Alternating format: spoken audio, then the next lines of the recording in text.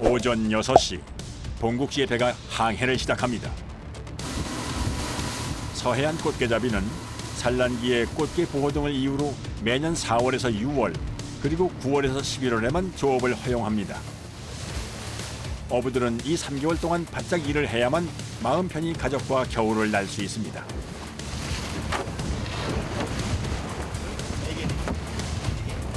하나당 180m인데 네. 이게 4개니까 720m가 되는 거죠. 꽃게잡이는 자망이나 통발로 이루어지는데 이런 소형어선의 경우 전날 그물을 설치하고 다음날 걷어들이는 연안 자망 방식을 주로 씁니다.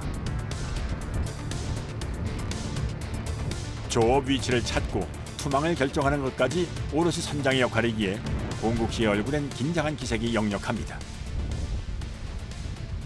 그물 이렇게 투망할 때가 제일 신경을 집중해요. 다른 그물에 얹히게 되면 제 그물이 없어질 수도 있고요. 아니면 뭉쳐 들어가면 꽃게가 안 걸리죠. 그럼 그물을 까는 의미가 없어지니까. 사실 봉국시는 서울에서 건축 설계 관련 일을 했습니다. 결혼해서 가정을 꾸리고 빠듯해진 형편 때문에 고민을 거듭하다가 작년 초 귀여를 결심한 건데요. 1년도 안 됐어요. 8개월. 실수 때문에 그물도 많이 잃어버리고 다른 것도 말하자면 1시간에 끝낼 거 3시간 걸리기도 하고. 어부였던 부모님을 따라 호기롭게 도전한 바닷일이지만 매번 녹록지 않다는 걸 깨닫고 있습니다.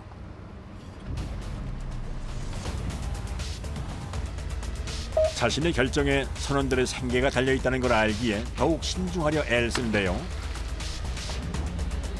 조업 위치가 정해지면 곧바로 바다에 그물을 내리는 투망을 시작합니다. 꽃게는 수심 30m 정도의 모래나 갯벌이 발달한 곳에 주로 서식하기에 서해에서 어획량이 가장 높은데요. 투망 과정을 지켜보는 새내기 선장은 이 선택이 만선의 기쁨으로 돌아오기를 간절히 바랄 뿐입니다. 가을 꽃게 같은 경우에는 뭐 온 바다에 난다고 보기 때문에 솔직히 아무데나 놔도 잡혀요. 근데 어느 곳이 많이 잡히냐 어느 곳이 적게 잡히냐 그거의 차이죠. 책을 아무리 공부해도 이렇게 습득할 수 있는 건 없더라고요. 경험밖에 바다는 경험밖에 없어요. 현장에서 몸으로 부딪히며 쌓이는 경험들이 어부에게는 최고의 자산입니다. 변수가 많은 바다를 예측한다는 건 수십 년 경력의 어부에게도 어려운 일이니까요.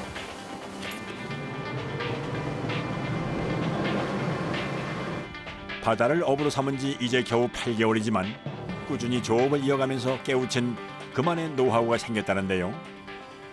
바닥이 이렇게 언덕처럼 이렇게 올라온 부위가 요즘 꽃게가 잘 잡히고 있어서 그 부위에 지금 투망을 하고 있죠. 그 멘토들한테 다 배운 거긴 한데 저만의 이제 노하우죠 말하자면. 노하우? 네. 투망 작업이 끝나면 미리 쳐놓은 그물을 건져 올리러 갑니다. 잠시 후 위치를 표시해둔 부표가 보이자 속도를 늦추는데요. 720m에 달하는 그물은 권선기라는 기계를 이용해서 끌어올립니다.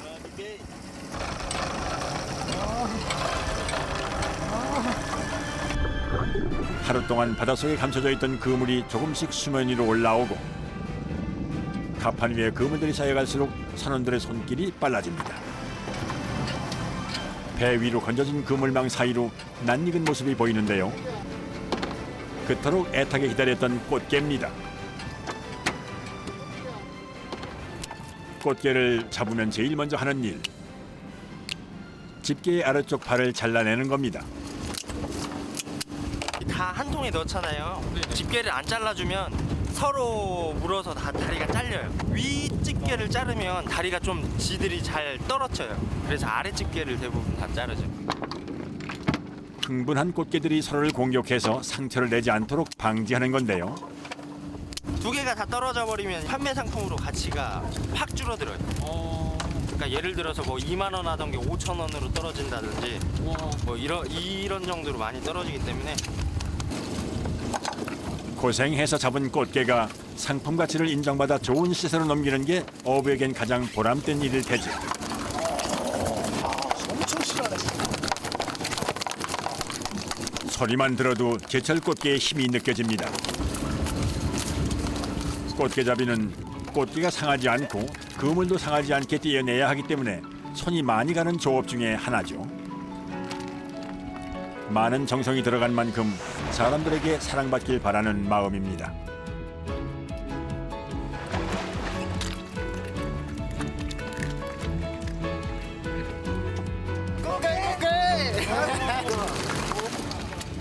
그물이 모두 올라오면 꽃게를 그물에서 떼어내는 작업이 이어지는데요.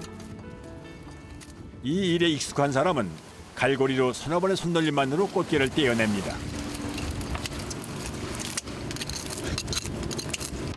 봉국 씨도 곧 이 일을 능숙하게 해낼 수 있겠죠.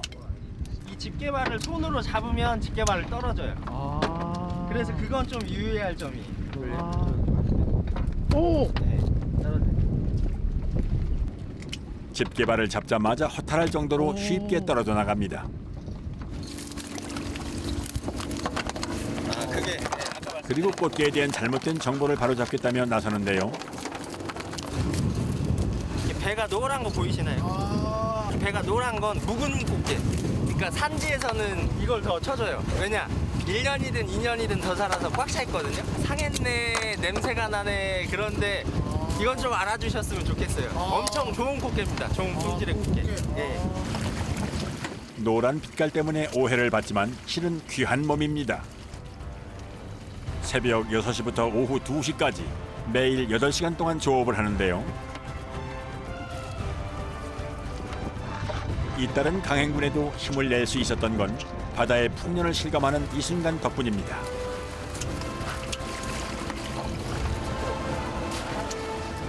저장고 안에 곱게 다듬은 꽃게들이 차곡차곡 쌓여갈수록 어부의 마음도 풍요로워집니다.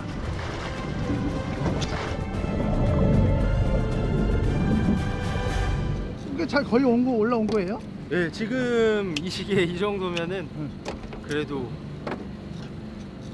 꽤 많이 한 거죠. 한 줄 올렸는데 한 30kg. 네, 30kg, 25kg, 30kg 될 것 같아요.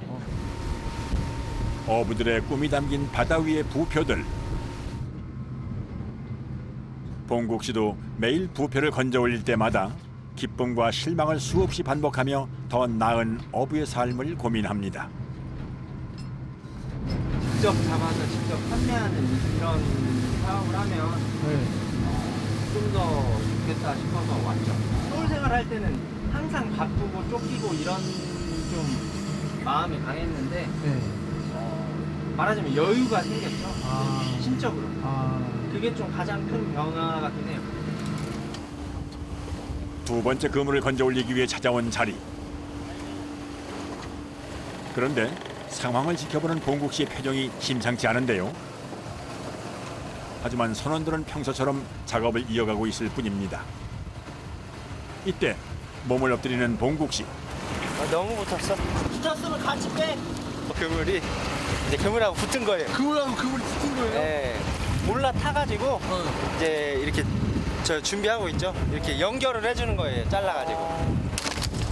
봉국 씨의 예리한 관찰 덕에 문제점을 빨리 발견했는데요. 그물이 엉키면 자칫 배가 균형을 잃어 위험천만한 일이 벌어질 수도 있습니다. 문제가 해결되고 평온을 되찾은 선원들은 다시 그물을 건져 올리는 일에 몰두합니다. 올라온 꽃게를 그물에서 분리하고 집게발을 자르는 단순하면서도 고된 작업. 도시에서 살아온 봉국 씨가 이 선택을 후회하진 않을까 싶었는데요. 그는 꽃게가 쌓여갈 때마다 느끼는 기쁨이 커서 오히려 지금이 더 행복하다고 합니다.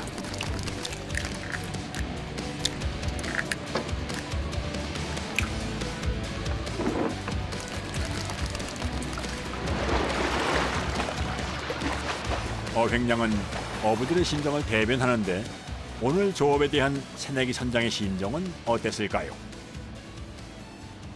오늘 그래도 잠깐 했는데 한 100kg는 넘어갈 것 같아요. 만족하세요? 이 정도면 성공이죠.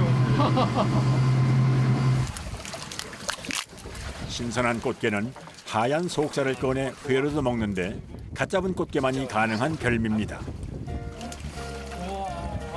라면 국물에 꽃게를 아낌없이 넣는 것도 어부만의 호사겠죠. 배에서는 잘 먹어요. 저는 사실 꽃게를 잡는데 나가서는 꽃게를 잘 안 먹어요. 얼큰한 라면에서 느껴지는 신선한 꽃게의 감칠맛.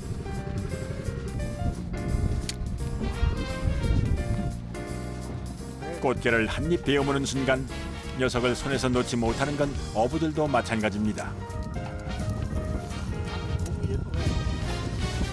맛있어요. 조업하는 동안 내내 긴장을 풀지 않던 봉국 씨마저도 무장 해제되는 맛입니다. 가을 꽃게는 이제 살이 좀 달다 그래야 되나? 달고 부드럽죠. 이제 봄 꽃게는 알로 먹는 거. 살이 꽉 찬 가을 꽃게 덕에 든든한 한 끼입니다. 드디어 배는 만선의 꿈을 이루고 뱃머리를 돌리는데요. 다른 날보다 늦어진 작업에 6km의 회항을 서두릅니다. 1시간여를 달려 도착한 가역도항. 봉국 씨가 잡은 꽃게를 싣고 곧장 찾아온 곳은 수산물 어판장입니다. 오늘 어획량을 모두 쏟아붓고서 시세가 정해지기를 기다리는데요. 그렇게 새내기 어부의 고단했던 하루가 마무리됩니다. 바다는 저한테 항상 감사한 곳이죠. 바다 때문에 제가 이제 지금 이 자리에 있는 거니까요. 앞으로 뭐 10년, 20년, 뭐 길게는 30년까지도 꽃게 잡이에 열심히 매진하려고 지금 합니다.